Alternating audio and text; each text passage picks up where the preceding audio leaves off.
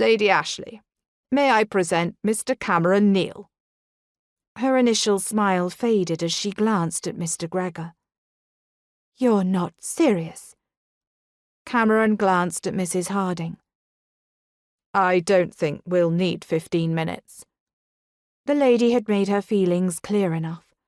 As for his own opinion, he recalled that her best friend had mocked a young woman with a stutter, and Lady Ashleigh had simply watched. He could never give his son into the care of someone like her. Mrs. Harding wasn't listening to their protests, and instead gestured for him to sit down. "Keep your word, Mr. Neil, and you too, Lady Ashleigh. No scenes.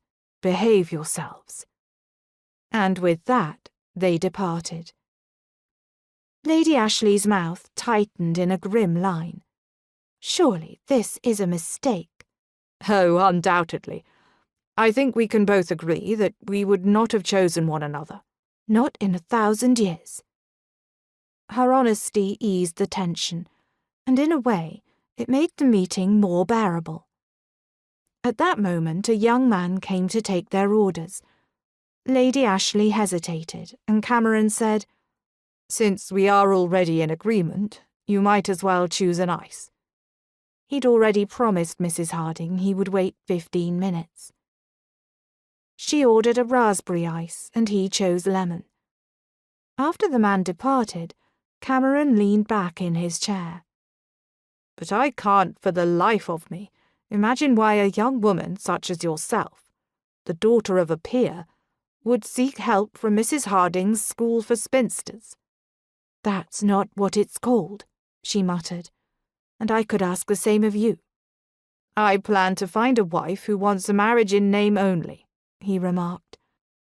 "Someone willing to run my household, since I am often away." She frowned.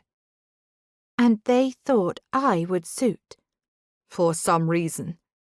He shrugged, and the waiter brought over their ices. He dug in with a spoon, while she did the same. "You're not at all the sort of woman I could ever imagine as my wife." Lady Ashleigh might be beautiful, but he could never tolerate a cruel person.